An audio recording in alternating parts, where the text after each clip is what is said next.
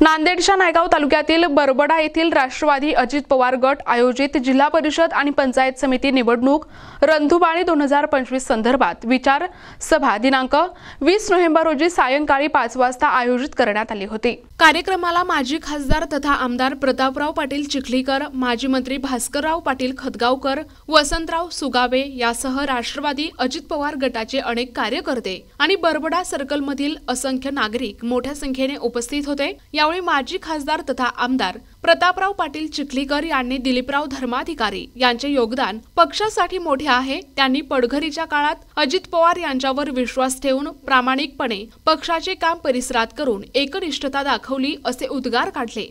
माजी मंत्री भास्करराव पाटील खतगावकर यांच्यासोबत काम केले। त्यांच्या कार्याची दखल घेऊन निश्चितच पक्षश्रेष्ठी बरबडा सर्कलमधून राष्ट्रवादी पक्षाकडून तिकीट देण्यासाठी सकारात्मक असेल। आम्ही निश्चितच पक्षाकडे दिलीप धर्माधिकारी यांची बाजू पक्ष घेईल असे यावेळी म्हणाले। मी माझ्या भाषणामध्ये सांगितलं आणि आमदार प्रतापराव पाटील चिखलीकरांनी सांगितलं, तिकीट देण्याचा निर्णय घेण्याचे अधिकार मलाही नाहीत आणि प्रतापरावलाही नाहीत।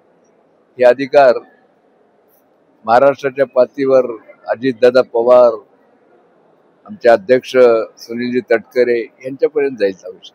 दुसरा प्रश्न माझा असा आहे, भटकत गेलो हे नको बंद झालं पाहिजे। यासाठी दिलीप धर्माधिकारी यांच्या जी मिसेस आहेत छाया धर्माधिकारी यांना उमेदवारी मिळावी म्हणून प्रत्येक बरबडा सर्कलची मागणी आहे ती तुम्ही मागणी पूर्ण करशाल का? ही तुमची भावना वरिष्ठापर्यंत जाईल, ते निर्णय घेतील। आरळीमध्ये आपल्याकडे एकच उमेदवाराची मागणी आली, त्यामुळे तिथे जाहीर झालं। आरळी सर्कलमध्ये एकच उमेदवाराची मागणी आहे आणि तुम्हाला माहित आहे की बाबाराव एंबडवारचा तो मुलगा आहे, त्याच्याबद्दल सहानुभूती आहे। पहिल्या रिपोर्टमध्ये त्याच्याबद्दल पॉझिटिव्ह आहे। नायगाव तालुक्यातील सगळ्यात तर मांजरम, नरसी किंवा अन्य सर्कलमध्ये आरक्षणात काही गावं गेल्यामुळं तिथं धनाढ्य किंवा पैशाच्या जोरावरले लोकांच्या माथ्यावर आपली उमेदवारी मारण्याचा प्रयत्न करत आहेत। की आपल्या उमेदवारीच्या माध्यमातून सक्षम उमेदवाराला न्याय देऊन राष्ट्रवादी काँग्रेसचाच या ठिकाणून उमेदवार निवडून येईल, या बाबतीत आपली काय भूमिका आहे? माझ्या भूमिकेचा विषय नाही, मी बार बार तुम्हाला सांगतो की या ठिकाणचं जे काही मागणी आहे ती वरिष्ठापर्यंत जाईल आणि वरिष्ठ पातळीवर त्याचा निर्णय होईल। सर, जिल्ह्यामध्ये युतीसाठी प्रयत्न केले जातात, काय म्हणालात? युतीसाठी प्रयत्न केले जात आहेत? नाही, युतीचा अजून तरी काही प्रस्ताव बीजेपी कडून किंवा आणला नाही।